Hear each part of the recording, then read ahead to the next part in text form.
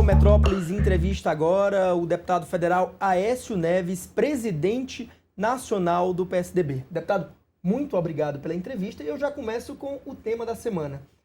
Nessa semana o senhor fez um convite público ao ex-ministro e ex-governador Ciro Gomes para ele ser candidato à presidência da República pelo PSDB. Esse convite é para valer ou é apenas para marcar posição ou eventualmente o PSDB usar essa candidatura para algum tipo de negociação política? Igor, um prazer estar aqui novamente com você e é muito para valer. Eu acho que o PSDB tem uma obrigação para com o país de colocar uma alternativa nesse quadro, Igor, tão pobre que está aí. Olha, eu sei que tem muita gente aqui nos ouvindo agora, né? E a pergunta que eu faço todos os dias, será que você se sente representado pelo que representa o lulopetismo ou o bolsonarismo? Acho que o Brasil é muito maior do que isso. E o Ciro, pela experiência que tem, pela qualidade intelectual, pela coragem de defender aquilo que acredita ser o melhor para o país, a meu ver, é a melhor alternativa que nós temos hoje. Ele tem um projeto no Ceará sendo construído, né, com uma aliança muito sólida em torno do seu nome, e eu respeito muito isso, mas na política, em determinados momentos, nós não somos mais donos do nosso destino e talvez até, né, tampouco das nossas decisões. O PSDB se prepara, Igor, depois de ter passado um momento extremamente difícil, agora que se fortalece com adesões em todo o país, com uma renovação de quadros de muita qualidade, se prepara para lançar uma alternativa à presidência da República. Eu não me conformarei, eu não me sentirei tranquilo, não estarei conformado de assistir daqui a 6 meses esse mesmo quadro que nós estamos assistindo hoje, com uma candidatura cansada, que não representa nada de novo para o Brasil, que é a candidatura do PT, e outra que nós pouco conhecemos, né, cuja agenda, cuja pauta, pelo menos a que eu conheço, me preocupa. O Brasil merece muito mais do que isso que nós estamos tendo hoje. O senhor, imagino que quando fez o convite público ao Ciro Gomes, já tinha conversado com ele também nos bastidores, até para não fazer esse convite publicamente. O que ele sinalizou nos bastidores e quando ele deve dar uma resposta? Olha, claro que nós conversamos antes, até em respeito ao projeto que ele vem construindo no estado do Ceará. Conversei não apenas com ele, com o senador Tasso, com outras lideranças do estado, e nós temos um sentimento muito convergente, né? Ciro e eu fomos candidatos à presidência da República e nós sentimos que o Brasil precisa de um novo projeto de desenvolvimento, de um caminho no centro, sem radicalismo, de uma reengenharia dos nossos programas sociais, de um governo que seja liberal na economia, mas seja inclusivo no campo social. Nós precisamos criar portas de saída para esses programas que estão aí. Nós precisamos falar de segurança pública sem esse viés ideológico que amarra, que empaca, que emperra as discussões, né? Essa é uma questão que tem que ser compartilhada com estados e com municípios. Ambos fomos governadores, então nós temos a noção clara da necessidade dessa corresponsabilidade ser exercida na prática. Quando nós conversamos, nós nos animamos, nós nos contagiamos. E a razão desse convite público, eu o alertei que faria esse convite, ele veio do Ceará e recebeu de público esse convite que mobilizou não apenas o partido. Eu sinto, Igor, em setores da academia, hoje mesmo recebi um telefonema de um ex-reitor da Universidade Federal do Rio de Janeiro, empolgadíssimo com essa movimentação, dizendo que a coisa começou a caminhar com pernas próprias. Eu vou repetir aquilo que eu já te disse numa outra entrevista. O Brasil é muito maior do que representam Lula e Bolsonaro. E se tem um partido, que não se curvou às facilidades, que não se subordinou ao governo Bolsonaro lá atrás e tampouco ao governo Lula, que pagou um preço altíssimo por isso, e nós pagamos, mas que está se recuperando agora em condições de lançar um novo projeto de desenvolvimento nacional, esse partido é o PSDB. E nós estamos nos preparando para ter, sim, um candidato à presidência da República. Ele ficou de dar a resposta? O senhor deu algum prazo para ele? Até porque, assim, a política tá andando, né? A política tem um tempo próprio, né? Não se dá prazos, né, pontuais na política. O que eu sinto, e aqui não é nenhuma inconfidência, porque aqueles que conversam com o Ciro sabem disso, os olhos dele brilham quando a gente fala de um novo projeto de país, né? Quando a gente fala de tirar o Brasil desse marasmo, né? E colocar de novo a gestão pública na pauta de prioridades do país. Então, eu acho que nas próximas semanas nós poderemos tê-lo cada vez mais próximo dessas discussões. Só dele se dispor a participar dessas discussões, Igor, eu acho que é algo positivo, sabe? Eu acho que é um benefício e mais do que isso, é uma contribuição efetiva que nós estamos dando. Agora, eu quero ampliar essas conversas para além do PSDB. né? Eu quero ter conversas com outras figuras importantes da vida nacional. Estive recentemente com o presidente Michel, vou estar novamente com ele. Almocei com o ex-deputado, ex-presidente da Câmara, meu colega Aldo Rebelo, que também pensa o Brasil. Eu cheguei a falar, antes desse prazo de filiações, com uma grande figura que eu não conhecia, confesso, mas que me encantou com seu idealismo, sua vontade de contribuir nesse processo, que é o Augusto Cury, o escritor, né, que nós conhecemos, extremamente vitorioso. Enfim, existe um conjunto de pessoas que estão esperando, eu acho, uma conexão.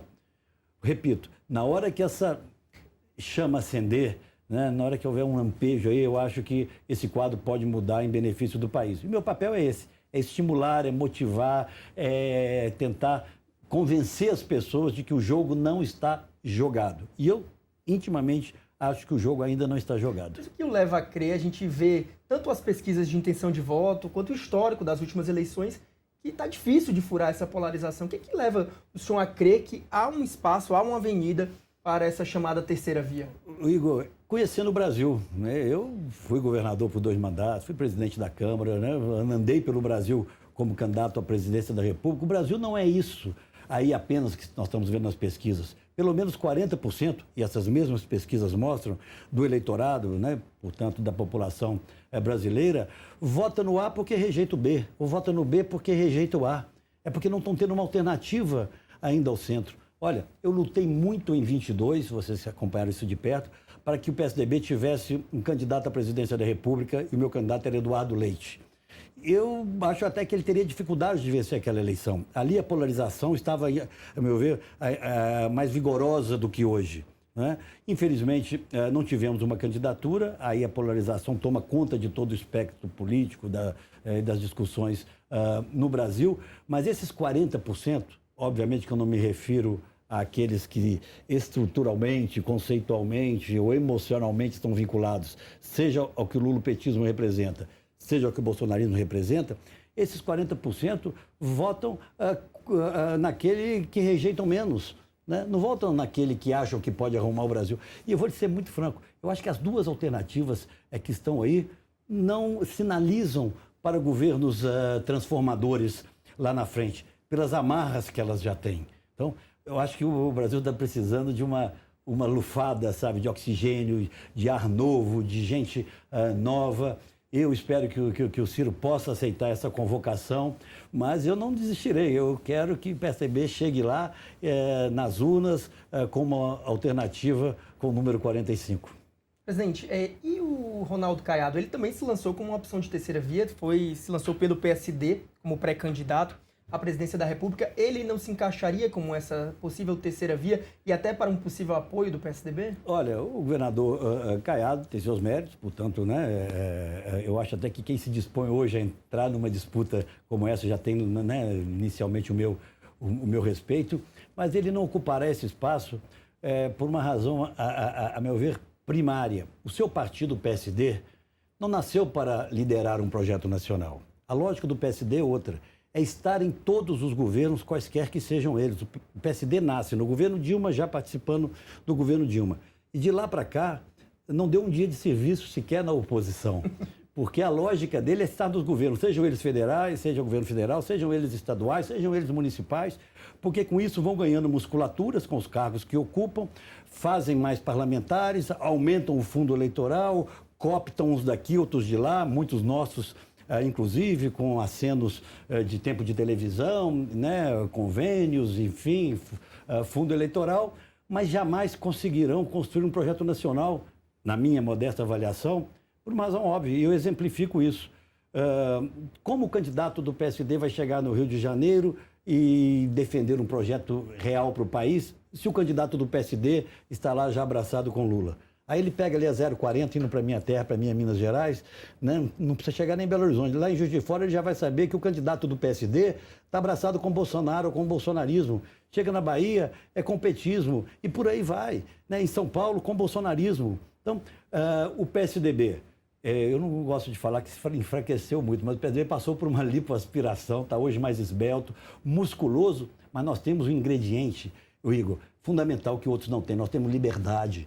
nós temos capacidade de apresentar algo novo para o Brasil, como disse, esse novo plano de desenvolvimento econômico e social para o Brasil, um novo plano real, quem sabe, reunindo as inteligências, onde é que elas estão? A gente não ouve mais falar, como no nosso tempo, onde é que estão os economistas formuladores, de um novo modelo para o Brasil? Ninguém mais está entusiasmado com nada. As pessoas hoje aceitam, né, de forma muito passiva a discussão entre quem é o menos pior. Não, cara, política não é para isso. Então, eu estou muito feliz de estar na presidência do PSDB no momento que o PSDB se fortalece e se fortalecerá mais ainda se apresentar uma alternativa ao país, como nós vamos apresentar, Igor, em vários estados. Nós já temos 9 pré-candidaturas a governos de estado prontas. Eu brincava que o salão lá, nossa sala de reuniões do PSDB, estava entulhada de coroas de flores que nos mandaram aí ao longo dos últimos anos ali, né, para homenagear as nossas exéquias, né, o falecimento do PSDB. Já mandei devolver todas para os remetentes. Nós estamos mais vigorosos do que nunca. Vamos fazer 35 a 40 deputados federais nessas próximas eleições. Vamos eleger governadores. Já fomos proporcionalmente um dos 2 partidos que mais cresceu na janela partidária. Recebemos hoje a filiação de um novo deputado federal, deputado Glaico, da minha Minas Gerais, que assume o lugar do deputado Odair, que se elege para o Tribunal de Contas. Ele recém-filiou-se ao PSDB. Então, nós temos que usar essa nossa musculatura, essa nossa capacidade de pensar o Brasil para apresentar aos brasileiros uma alternativa. O senhor falou sobre as eleições nos estados, e aí eu pergunto, se o Ciro Gomes for candidato à presidência, como fica o palanque no Ceará? E também quero saber como é que vai ficar o palanque do PSDB em Minas Gerais, que é a sua terra e um importante estado no jogo eleitoral nacional. Olha, nós temos, em primeiro lugar, que respeitar toda a belíssima construção e corajosa construção política feita pelo Ciro, pelo Tasso e por seus aliados no Ceará. Conseguiram realmente construir um projeto de governo contra tudo e contra todos. Contra o governo municipal da capital, contra o governo estadual e contra o governo federal, que lá não tem limites, né? Como não tem em outros estados, mas lá de forma muito específica, né, tratoram os adversários. E isso tem que ser respeitado. E por isso esse tempo que o Ciro precisa ter é mais do que compreensível. Ele precisa, ao vir para o projeto nacional, né, deixar mantido, deixar organizada essa estrutura que eles montaram. E eu acredito que dentro desse grupo político, que tem ex-prefeitos, tem parlamentares muito experientes, o próprio senador Tasso está lá, né, haverá uma alternativa. E acho que uma candidatura do Ciro à presidência da República fortalece muito o projeto desse campo político no Ceará. É a minha opinião, obviamente respeitando a decisão que vier a ser tomada ali na frente. Em Minas Gerais, o quadro também é extremamente preocupante, porque até agora nós não tivemos ainda a confirmação das candidaturas ao governo, não é? Meu nome aparece, sobretudo nas pesquisas para o Senado, né, liderando praticamente todas elas, mas eu estou esperando que haja a consolidação das candidaturas ao governo para definir se eu serei ou não candidato. Eu completei, já te disse isso aqui outro dia, né, um tempo atrás, 40 anos consecutivos de mandatos, né? O que me move hoje, o que me dá disposição de estar aqui em Brasília todos os dias, conversando, né, convencendo as pessoas, é esse projeto nacional. Eu, na presidência nacional do PSDB, eu quero ajudar a construir uma alternativa, né, a essa polarização tão pobre, tão inculta, tão violenta e que tanto de serviço vem fazendo ao país. E para isso eu posso ou não posso ser candidato. Eu posso, inclusive, continuar apenas na presidência do PSDB, que é um caminho. Mas eu vou esperar que o quadro em Minas se consolide. O próprio senador Rodrigo, com quem vai ser candidato, com quem eu tenho uma relação pessoal muito próxima, vocês sabem disso, não confirmou ainda a sua candidatura. Eu, pessoalmente, mesmo conversando com o Rodrigo praticamente todas as semanas, né, não tive dele a confirmação efetiva, acho que caminha para ser. Mas não é possível você ainda definir palanques ou alianças se você não sabe quem são os candidatos a governador, que em última instância é quem conduz as eleições, é quem conduz as campanhas estaduais. Mas eu acho que o Rodrigo é um homem em condições, preparado para governar o estado de Minas Gerais, como outros que poderão, inclusive, se colocar. Essa semana eu recebi aqui com alegria em Brasília a visita do ex-prefeito de Belo Horizonte, Alexandre Calil, que se coloca também como uma alternativa ao governo do Estado, né? Como nos ensinava o velho Tancredo, é hora de esperar a água bater na areia para ver como é que fica a espuma, né? Deputado, uma questão que desde que o senhor fez o convite para o Ciro Gomes, há setores ali do PSDB que têm criticado essa possível candidatura do Ciro Gomes pelo PSDB diante das críticas que ele já fez ao partido e algumas figuras como o ex-presidente Fernando Henrique Cardoso, né? Ele já fez duras críticas ao FHC. Isso não acaba constrangendo ou cria resistências dentro do próprio partido? Não acredito. Olha, quem não discorda, quem nunca discordou em casa, discordar é da minha mulher, né? Minha filha discorda de mim em muitas coisas, né? Isso é passado, né? Tanto Fernando Henrique como o Ciro Gomes são homens públicos corretos, que têm deram já contribuições enormes ao país. O presidente Fernando Henrique talvez tenha sido, ou vai passar para a história, como o mais transformador de todos os presidentes da nossa era contemporânea. Não há uma parte desse país por onde se anda que você não vai encontrar transformações que vieram do governo do PSDB. Bota aí lei de responsabilidade fiscal, o Plano Real, né, com a estabilidade da moeda, o SUS, os programas de transferência de renda que começam nos nossos governos, o BPC, os genéricos. Isso surge no governo do presidente Fernando Henrique. Portanto, agora é hora de olhar para frente, no essencial, na compreensão de que política é para transformar a vida das pessoas, na honradez, na seriedade. Eles são muito parecidos. Eu não temo isso, ao contrário. Eu acho que o presidente Fernando Henrique ficará feliz de saber que amanhã alguém com caráter, alguém com a honradez, com preparo de Ciro Gomes está presidindo o país. Deputado, e se essa candidatura do Ciro não vingar, qual deve ser a postura, como caminhará o PSDB na eleição presidencial? Hoje, o senhor, eu acho que seria praticamente inviável uma aliança com o PT, até pelas críticas que o senhor faz e pelo próprio histórico do partido. Há chances, por exemplo, de o PSDB apoiar uma candidatura do Flávio Bolsonaro, ou a tendência seria vocês não caminharem com nenhum candidato? Olha, a nossa oposição ao PT é uma oposição conceitual, é uma divergência de fundo sobre gestão pública, sobre a visão de mundo, sobre os programas sociais que, a meu ver, devem ser transformadores, eles devem vir para erradicar a pobreza e não para administrar a pobreza, como me parece ser um pouco a lógica do PT. E o nosso eleitorado nasceu e se fortaleceu nessa oposição. É muito difícil caminharmos no plano nacional com o PT. É claro que nas questões estaduais, né, existem circunstâncias próprias de cada estado, né? Mas essa também não será vamos dizer assim, algo que ocorrerá com frequência. Eu hoje conheço muito pouco do que pensa Flávio Bolsonaro, né? Eu tenho que dar a ele, inclusive, né, o direito que é legítimo, como democrata que todos somos, de se apresentar ao país como alguém além apenas do herdeiro do nome ou de algumas propostas do seu pai.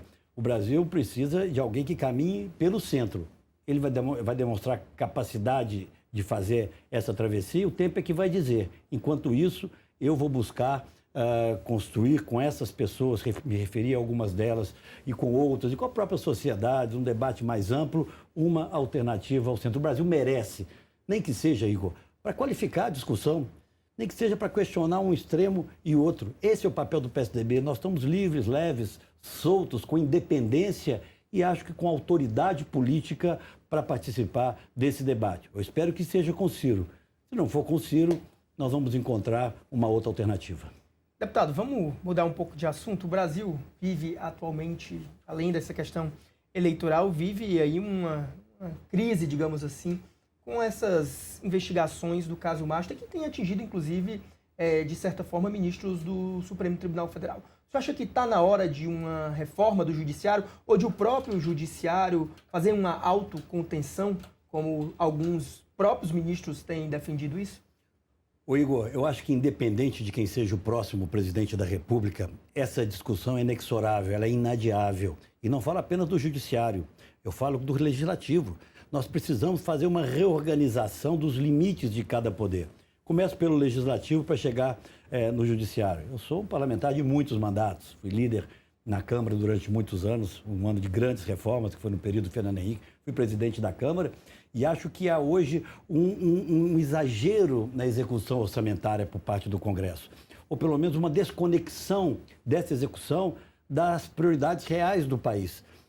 O Congresso tem que ter a coragem de, por exemplo, redirecionar uma parte desses investimentos que ele faz hoje a programas estruturantes que quem tem o dever e a responsabilidade constitucional de apresentar é o Poder Executivo eleito. Então, há uma desconexão hoje da execução, não falo nem apenas do volume do orçamentário, mas uma desconexão das finalidades propostas pelo parlamento daquelas que são propostas pelo governo federal. Então, reconectar isso, limitar essa ação a programas estruturantes apresentados ou aprovados, por exemplo, na Lei de Diretrizes Orçamentárias, é o início de um processo, a meu ver, de contenção também do Legislativo. Nós precisamos entrar na reforma política mais do que urgentemente. Não dá mais para assistir o que nós assistimos agora nessa janela partidária. Não é? Isso virou um mercadão, sabe? De atração de parlamentares. O voto distrital misto com lista partidária é, a meu ver, o melhor e mais curto caminho para nós reaproximarmos a representação parlamentar das pessoas. Né? Os parlamentares hoje viraram entidades, né? Com um volume muito grande de recursos, muitos fazendo coisas corretas, enviando esses recursos para suas bases eleitorais, mas isso impede qualquer renovação política. A disputa ficou muito desigual. E chego na questão do poder judiciário. Só para eu entender antes do judiciário, o que o senhor defende? Era diminuir o volume de emendas parlamentares? Só para ficar mais claro. Eu acho que é um exagero no volume, mas é preciso que nós direcionemos esses investimentos. Vou tentar dar um exemplo. Olha, existem programas estruturantes no SUS, por exemplo, que precisa de investimentos. Os parlamentares têm que ter 3, 4, 5, a meu ver, alternativas de alocação de recursos em programas como esse, por exemplo. Nós vamos reorganizar o SUS nos vários estados brasileiros. Os recursos vão para esse fim. Nós temos, por exemplo, que fazer um suporte da qualidade da educação básica. Os recursos têm que ir para esse fim. Não dá para ir para a fonte luminosa, não dá para ir infraestrutura, ok. Mas vamos dizer, dentro de um conceito global de prioridades do governo. Qual tipo de investimento em infraestrutura o Brasil precisa? Em energia, ok. É casar os investimentos do Congresso quase que de forma complementar àqueles que o Executivo já faz. Esse, a meu ver, é um caminho adequado, um caminho razoável. Mas, inexoravelmente, novamente, nós vamos ter que entrar na discussão sobre o Poder Judiciário. Eu já há muito tempo falo em mandatos de 10 ou 12 anos para ministros do Supremo Tribunal Federal e, obviamente, para os próximos ministros. Eu acho que essa é uma sinalização adequada, porque o que vem acontecendo, adequada para restabelecer algo que é essencial, que é a confiança da sociedade no seu Poder Judiciário, principalmente na sua instância maior. Eu acho que esse é um caminho adequado. Até porque eu sou mais antigo aqui. Eu sou do tempo ainda que as indicações do Supremo Tribunal Federal elas levavam fundamentalmente em conta o notório saber jurídico, né, a ilibada conduta pessoal, né, e não apenas o companheirismo, e não apenas a vinculação partidária, e não apenas a afinidade pessoal. Isso não é demérito para nenhum dos que estão lá. Né? Existem muitas pessoas de qualidade que estão lá no Supremo, indicados pelos vários governos. Mas o que está acontecendo? Nós estamos tendo um novo critério que vem sendo seguido pelos últimos governos e, se não tivermos uma mudança, vai servir para os próximos, que é a idade. Além dos critérios da conduta ilibada, além dos critérios do conhecimento jurídico, nós estamos vendo cada vez mais o critério, quanto menor a idade, mais tempo o ministro ficará no Supremo Tribunal Tem que aumentar a idade, Federal. Eu acho que tem que estabelecer um mandato. Por que o senhor acha que o mandato seria uma principal resposta hoje em relação a isso? O senhor acha que também não haveria uma necessidade ali até não de limitar as decisões, mas de uma reforma mesmo? Eu acho que o mandato ele não desconecta o Supremo da sociedade. Talvez como em alguns momentos a gente assiste. Né? A vitalicidade, eu acho que é da natureza humana, ela vai distanciando talvez as pessoas, né, do mundo real. Olha, daqui a 10 ou 12 anos você vai voltar no mundo real, você vai ter uma quarentena, mas você vai voltar para a advocacia. estou dizendo que é a fórmula mágica, mas essa me parece algo absolutamente razoável. E ninguém vai ficar 30 anos no Supremo Tribunal Federal. Não sei se isso faz bem para o Supremo ou inclusive para a própria pessoa, né?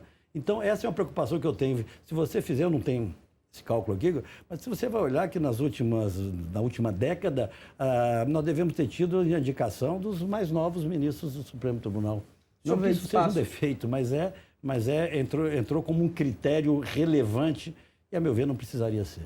Há setores da oposição que defendem impeachment de ministros do Supremo como um possível caminho. O senhor acha que esse seria também uma alternativa? Não acho, eu não sou da ruptura. Eu acho que o Brasil está precisando de tudo, menos de mais ruptura, né? Eu sonho, todos nós temos os nossos sonhos. Eu sonho em uma candidatura de centro que não se preocupe apenas em atacar os adversários, mas em construir, como eu disse, um novo projeto de desenvolvimento econômico focado nas novas tecnologias que estão aí à nossa disposição, que enfrente a questão da saúde e de segurança sem alinhamentos ideológicos, que olhe para o mundo, Igor, com pragmatismo em função dos nossos interesses. Nós viemos de dois governos que se aliaram ideologicamente em prejuízo ao país, num extremo e no outro extremo, né?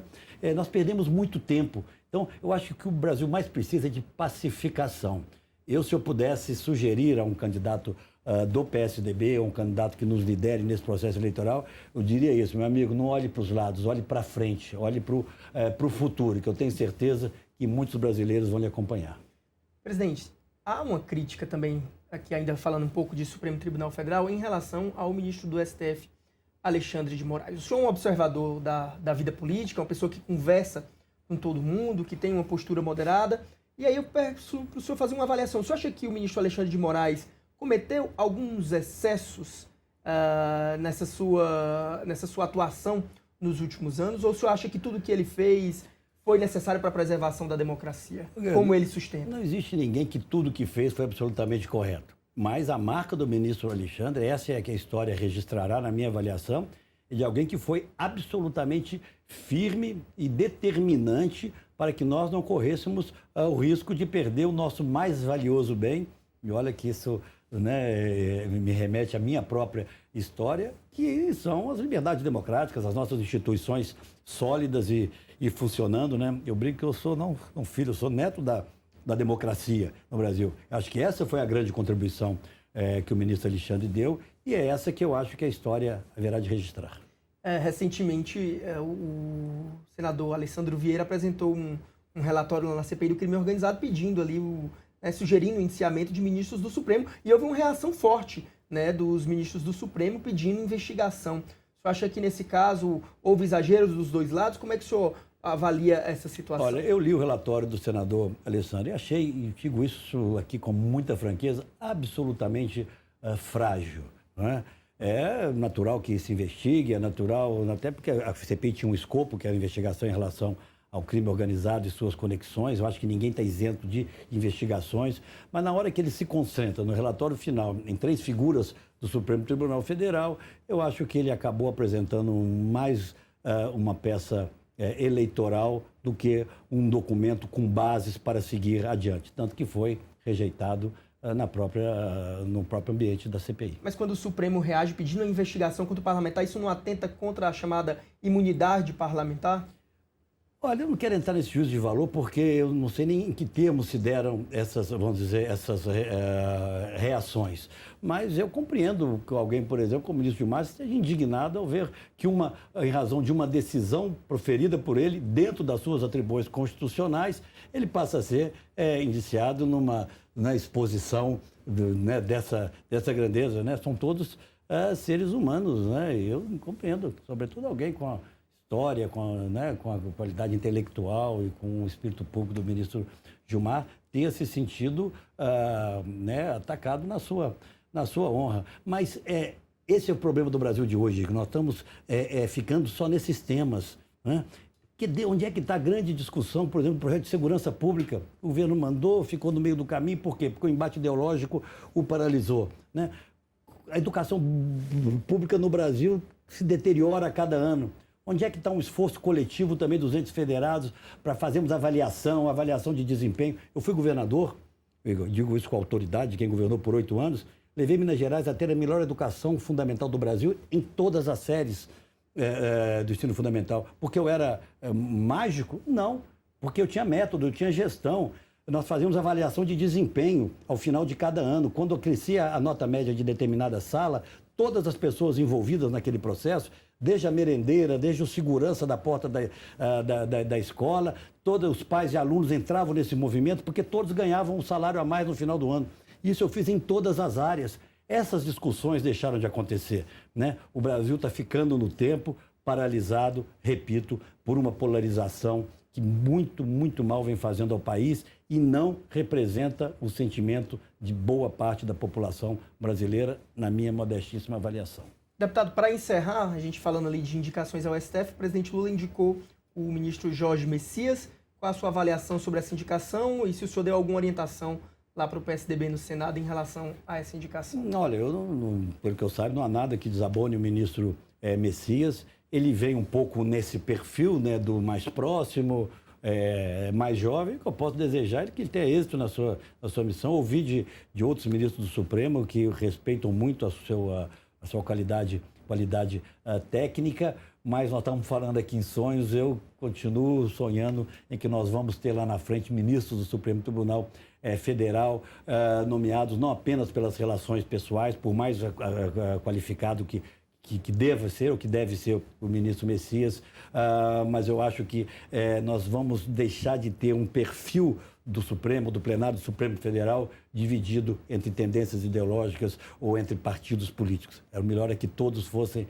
apenas brasileiros de conduta ilibadas e preocupados com o Brasil e não com os governos que deram origem aos seus mandatos.